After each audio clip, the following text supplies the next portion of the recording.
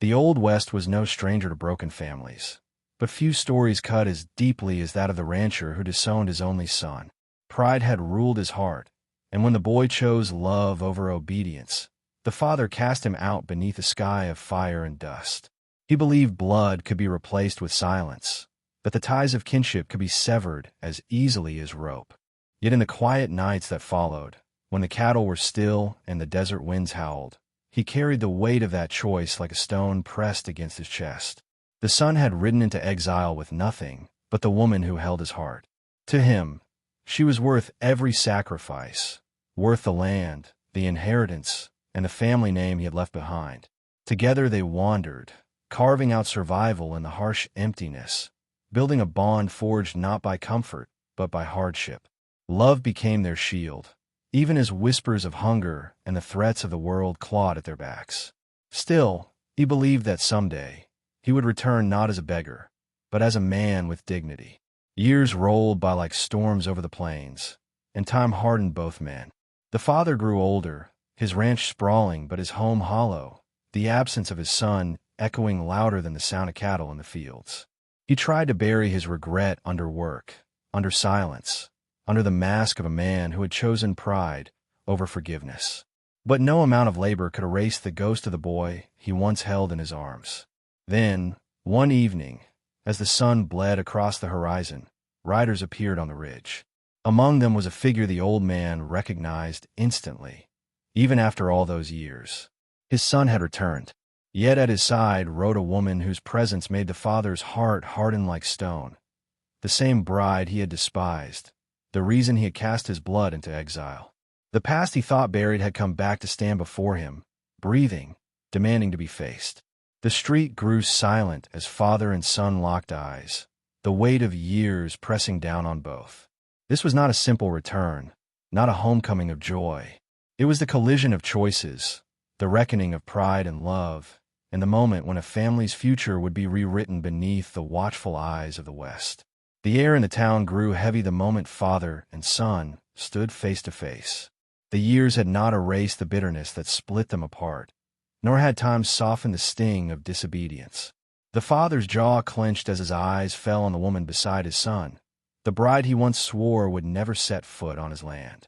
To him, she was the wedge that had shattered his family, the reason he had cast his blood into the wilderness. Yet here she stood, proud, unbroken, her hand resting firmly in the grip of the son he disowned. The son, hardened by exile, no longer carried the timidity of youth.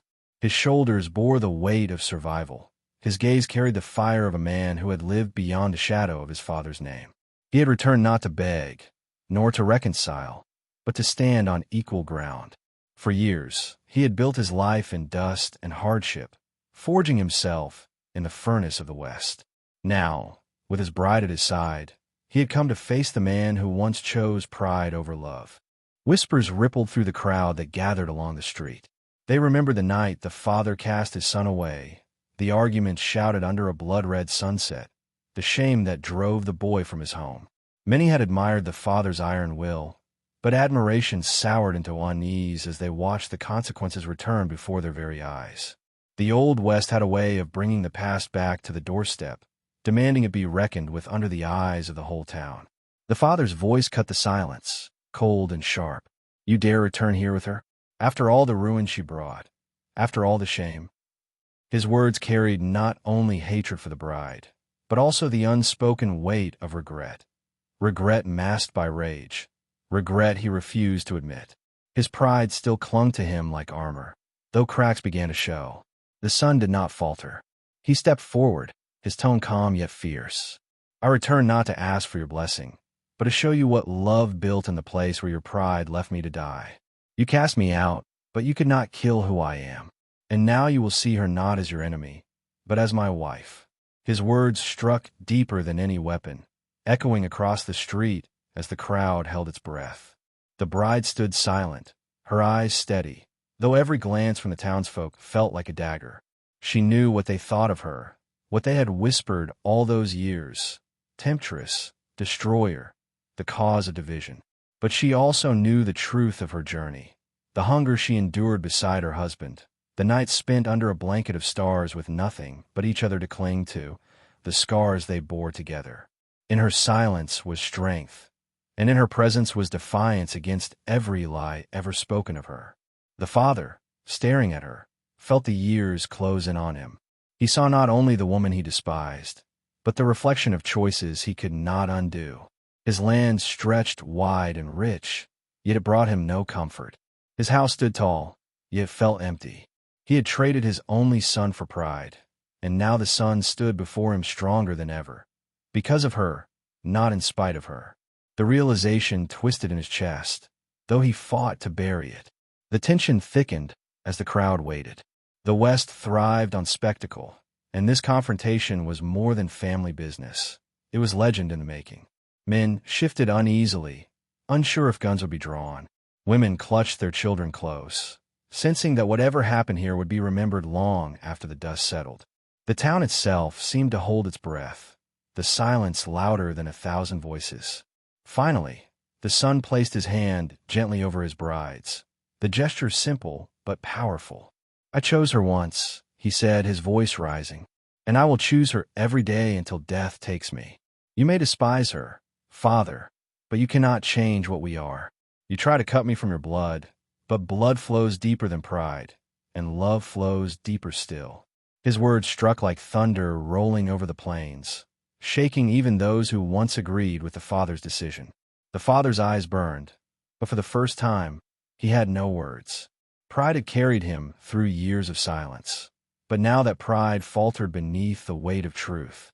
The son he had cast out had returned not broken, but unyielding, and the bride he had hated stood taller than his contempt, her presence a living testament to a love that survived exile. The story had shifted, and the balance of power now rested in the son's hands. The father's fists clenched at his sides, the veins in his weathered hands rising like twisted roots. He wanted to lash out, to curse them, to drive them away as he had before. But the weight of the years pressed down harder than his fury. He saw in his son's eyes not the reckless boy who once defied him, but a man forged by the very hardships he had intended as punishment. Exile had not broken him. It had built him into something greater, and that truth gnawed the father's pride more deeply than any insult ever could.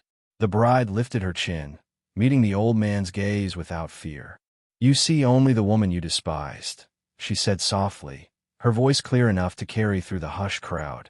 But it was not hatred that kept him alive through hunger, through storms, through the endless roads of exile. It was love. The love you called weakness is what gave him strength when nothing else remained. Her words hung heavy in the air, not defiant, but undeniable, like the truth of the desert sun rising every morning. Murmurs stirred among the townsfolk. Some shifted uncomfortably, recalling how quickly they had sided with the father years before, nodding along to his accusations and condemning the son without question. Now, faced with the undeniable bond between the two who had returned, they began to see cracks in the story they once believed. Doubt spread like wildfire, and with it came the sting of shame. The son stepped forward, his boots grinding against the dirt, every movement steady, deliberate. "You thought you could erase me," he said, his voice low, but sharp as steel. "You thought casting me out would prove your strength. But all you proved was that your pride meant more than your blood. I am your son still, whether you claim me or not. And this woman, my wife, is the reason you face me now as an equal, not as a beggar." His words were not shouted, but they struck harder than gunfire, leaving no space for denial. The father's chest rose and fell with ragged breaths, his silence betraying the storm raging within him. For the first time, the crowd saw him not as an unshakable figure of authority, but as a man cornered by his own choices. Pride had carried him far, but now pride left him stranded, stripped bare before the very people who once admired him. And as his son stood tall with his bride at his side, the story of who was strong and who was broken became painfully clear. The tension in the street was thick enough to choke on, the weight of it pressing down on every soul who bore witness.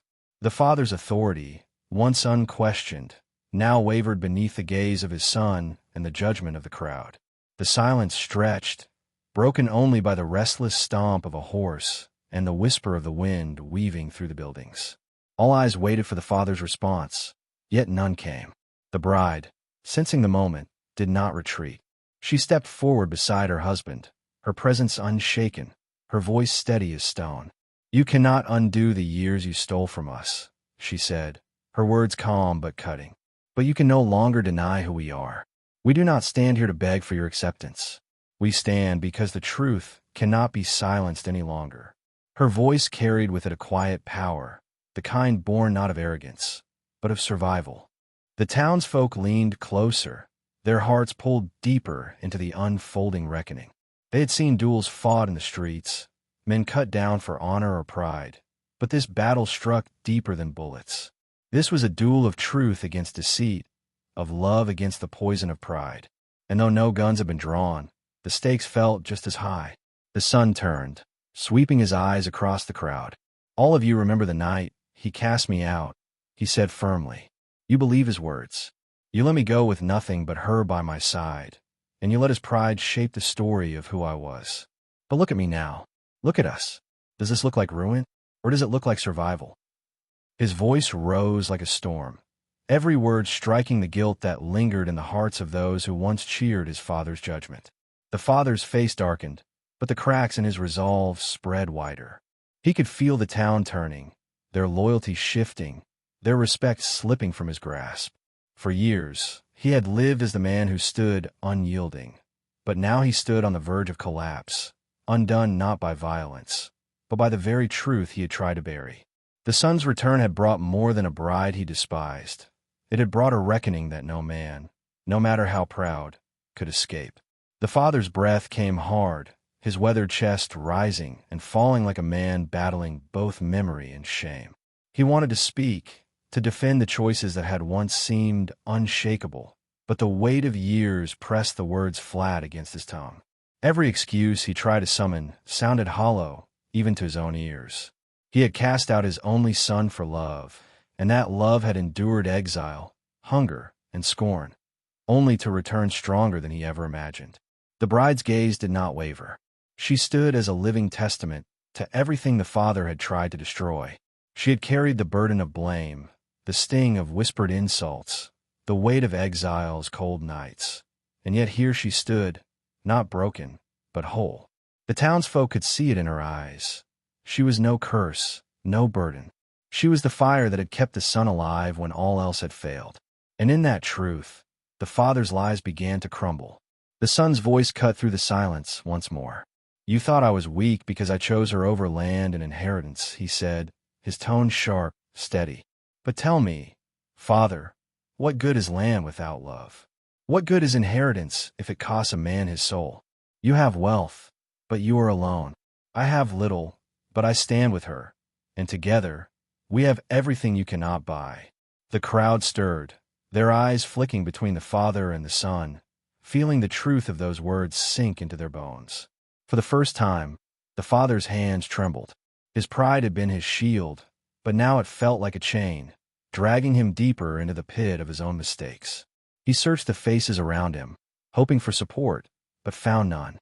The same people who once respected his authority now looked on with unease, their faith slowly shifting to the son who had returned not with bitterness, but with strength born of love. The weight of the moment pressed down on the father, until even the desert wind seemed to mock him. He had lived for pride, but pride had left him hollow. And as he looked into his son's eyes, he saw not defiance, but a mirror, a reflection of what he could have been if only he had chosen love over fear. The crowd's silence became its own verdict, louder than any gavel, heavier than any bullet. The father's authority, once absolute, now hung by a thread. He stood in the very place where he had cast out his son, yet the power he once wielded had shifted. The son, steady and unbroken, commanded the moment, while the bride's quiet strength anchored it. Together, they stood as proof that the choices of the past could never erase the truth of the present. The sheriff, who had remained silent until now, stepped forward with a measured look. "I've seen men lose everything in this land," he said, his voice calm but sharp. "Some lost it to bullets, others to greed. But you, rancher, you lost what mattered most by turning your back on blood and love. And now that loss has come home to stand before you." His words cut deeper than steel, carrying the weight of law and judgment combined. The father's face tightened, his pride battling desperately against the truth laid bare. He wanted to curse the sheriff, to curse the son, to curse the woman whose presence had always filled him with fury. But the fight was no longer his to win. Every eye in the town saw what stood before them. Not weakness, not disgrace, but resilience that outshone every lie he had told. The son stepped closer, his voice low but firm. "This is not about you anymore," he said. "It is about what survives when pride is stripped away. You taught me the West was cruel. You showed me how cold a father could be. And yet, I stand here, stronger because of what you cast aside. That is the truth you cannot deny." His words echoed like a hammer striking iron, sealing a truth the father could no longer escape. The bride placed her hand gently on her husband's arm, her eyes still locked on the father. She did not speak, for she did not need to. Her very presence was enough. In her silence was the echo of every hardship survived, every night endured, every battle fought. And in that silence, the father saw the reality of what he had lost. Not just a son, but the chance to be part of a love that had proven stronger than exile, stronger than shame, and stronger than pride itself. The father's shoulders sagged as though the weight of the desert itself had finally pressed him down. His eyes, once sharp and commanding, now looked clouded and tired. For years, he had lived behind the mask of authority, convincing himself that his decision to cast his son aside was righteous, even necessary. But standing there, watching the man his son had become and the woman he had fought to protect, he saw the truth for what it was. He had not acted out of strength, but out of fear. The townsfolk watched closely, their expressions a mirror of judgment and pity. They had once admired the father for his firmness, for the way he ruled his land and family with iron resolve. Now they saw the cracks, the hollow victory of a man who chose pride over love, wealth over blood. Their eyes shifted more and more to the son, who stood tall, unshaken, his bride at his side. It was clear to everyone present that the torch of honor had passed, not by inheritance, but by survival. The bride took a step forward, her presence commanding without raising her voice. "You thought I would ruin him," she said quietly, but with a force that cut through the heavy silence. "But what you called ruin became his strength. You gave him nothing, and yet he built everything beside me.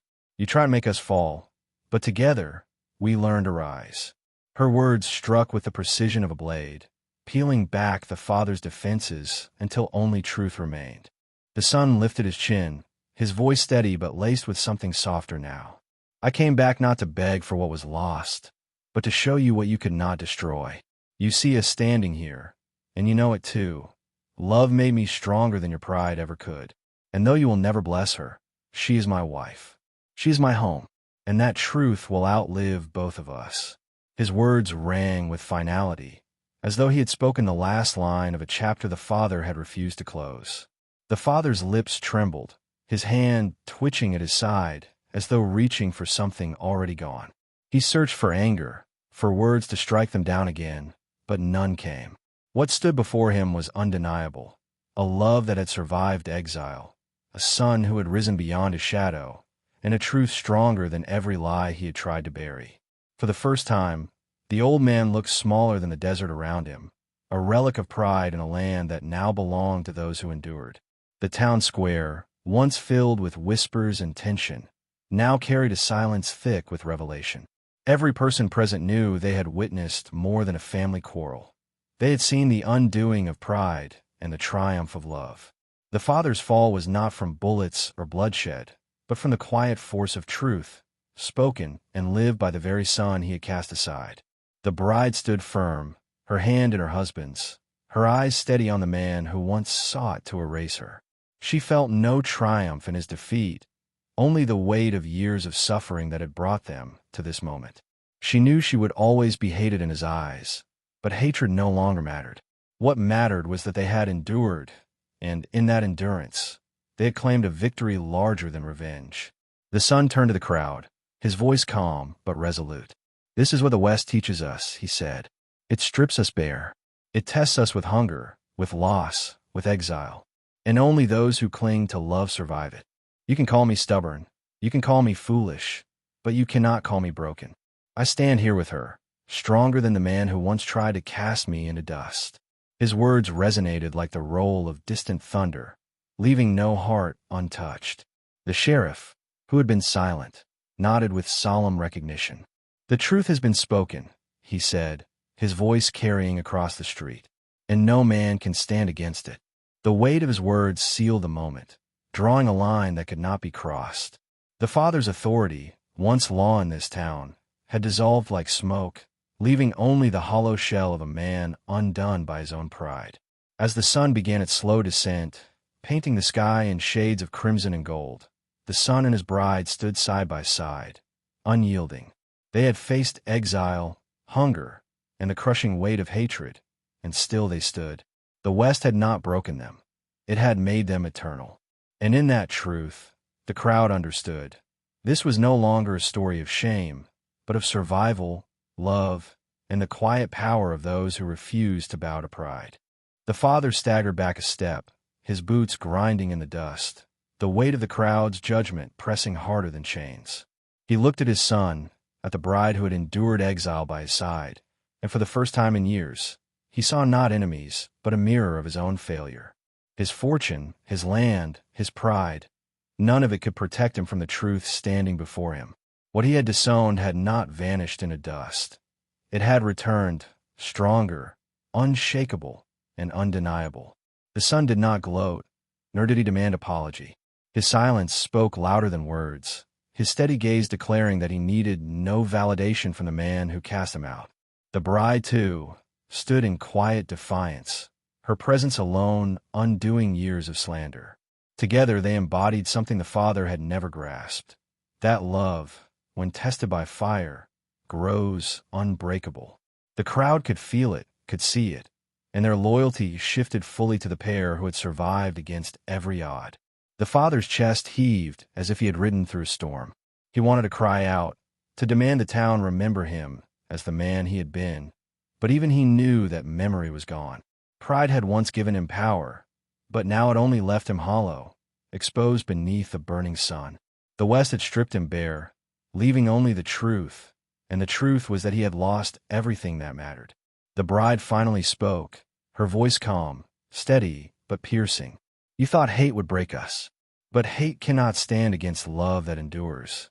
You may despise me until your last breath, but that will not change what we have built. You disowned him, but you could never erase him, and you could never erase us." Her words carried not bitterness, but finality, the end of a chapter long overdue. The people of the town bowed their heads, not in mourning, but in recognition. They had seen many duels in the dust, many lives ended in the blink of an eye. But this was different. This was not a battle of guns, but of truth, of survival, of love stronger than exile. And as the father stood diminished before them, they knew his story was finished, while his son's had only just begun. The desert sun dipped lower, its dying light casting long shadows across the town. The son stood tall with his bride, their silhouettes framed in gold as though the West itself crowned them with the honor once denied. Around them, the people whispered not of scandal, but of endurance, of the way love had triumphed where pride had failed. A story that had begun in shame now burned in memory as legend. The father, once the strongest man in the county, now looked small, fragile, and forgotten. He had built his life on authority, but the foundations of pride had crumbled beneath him. His land remained, but it felt empty. His fortune endured, but it meant nothing. He had disowned his only son, and in doing so, he had disowned the very legacy he thought would outlive him.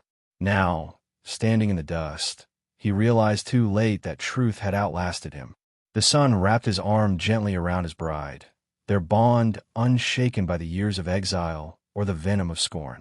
They did not need the father's blessing, for they had already carved their own destiny. What mattered was that they had returned not broken, but whole. Their love had carried them through the wilderness, and now it carried them into a future brighter than the lies that once sought to bury them. The sheriff, watching the scene, tipped his hat. "The West doesn't bow to pride," he said, his voice low but firm. "It bows to those who endure."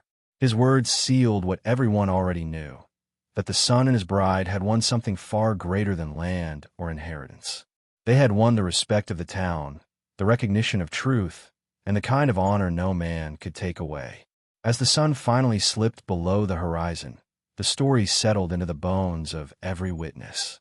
It was no longer about a father who despised, but about a son who endured and a bride who stood unbroken. The West, unforgiving and merciless, had tested them, and in surviving, they had become eternal. And long after the dust of that day settled, their names would be spoken not with shame, but with reverence, as proof that even in the harshest land, love outlives pride. In the end, what began as a bitter exile turned into a testament of endurance. The son, once cast aside for love, returned not with bitterness but with strength, standing firm beside the woman his father despised. Together, they revealed that survival is not measured by land or inheritance, but by the bond that withstands storms, hunger, and shame. Their return was not a plea for acceptance. It was proof that truth and love cannot be silenced, even in the harshest lands of the West. The father, once untouchable in pride and power, stood hollow beneath the weight of his own choices. He had believed that wealth and reputation would outlast all else, yet neither shielded him from the truth. What he had tried to erase stood before him unbroken, and in that moment, he became the lesson he had never intended to teach, that pride consumes what love builds, and in the end, it leaves a man with nothing but dust. The townsfolk, who had once nodded along to the father's judgment, now saw clearly what had been hidden in exile. They witnessed that the strength of love could endure years of hardship and return stronger than the lies meant to bury it.